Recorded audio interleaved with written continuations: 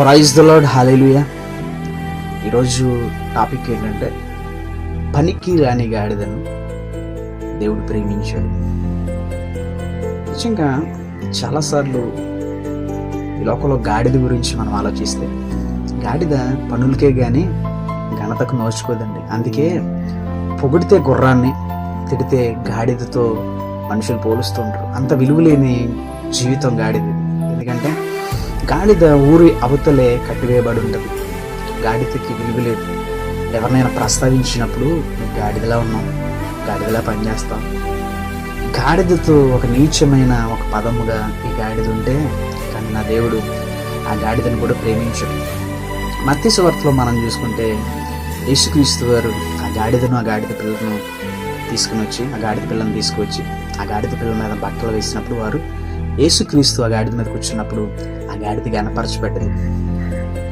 ఈ గాడిదని ఈ రోజున దేవుడు మన ముందు ఎందుకు పెట్టాడు తెలుసా? ఈ గాడిద ద్వారా కొన్ని విషయాలు మనం తెలుసుకోవడానికి. ఈరోజు మనం కూడా లోకంలో, మన గ్రామాల్లో, మన ప్రాంతాల్లో, లేకపోతే మన కుటుంబంలోనే మనం విలువలేని జీవితము ఒకవేళ మనదైతే, నా యేసయ్య ఆ విలువలేని గాడిదని కూడా వాక్కు అనేక సార్లు ఆ విలువలేని గాడిదతో మాట్లాడించాడు బైబిల్లో. ప్రపంచంలో ఏ జీవరాశి ఇప్పటి వరకు మాట్లాడింది లేదు, కానీ బైబిల్ ప్రకారంగా మనం చూసుకుంటే గాడిదకు దేవుడు వాక్యనిచ్చాడు, మాట్లాడింది. ఈరోజు కూడా గాడిద సమాజంలో చాలా విలువలేంది. గాడిదతో మనం చాలాసార్లు చాలామందిని పోలుస్తూ ఉంటాం.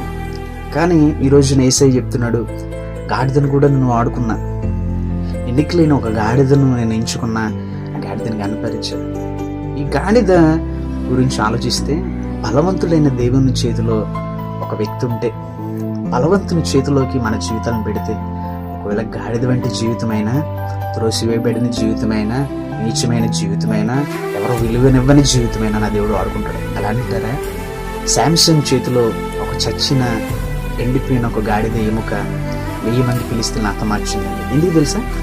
ఆ బలవంతుని చేతిలో ఆ ఎముక ఆయుధముగా మార్చిపెట్టదు. ఈరోజు కూడా బలవంతుడైన చేతిలో గాడిద వంటి నీ జీవితాన్ని, అల్పమైన ఒక జీవితాన్ని, ఉపయోగం లేని జీవితాన్ని, విలువలేని జీవితాన్ని ఒక బలవంతుడైన యేసయ్య చేతిలో పెడితే, శాంసంగ్ చేతిలో, ఒక బలవంతుని చేతిలో ఒక చచ్చిన గాడిద ఎముక, ఉపయోగం లేని ఒక ఎముక, విలువలేని ఎముక, జీవం లేని ఎముక ఏ విధముగా బలవంతుని చేతిలో వాడుకోబడ్డదో, ఈ రోజును కూడా మన జీవితం ఒకవేళ విలువలేని జీవితం అవ్వచ్చు, పనికిరాని జీవితం అవ్వచ్చు, నిషేధించబడిన జీవితం అవ్వచ్చు, కానీ నా యేసయ్య బలవంతుడు. ఆయన చేతుల్లో నువ్వు వెళితే నువ్వు అనేక మందిని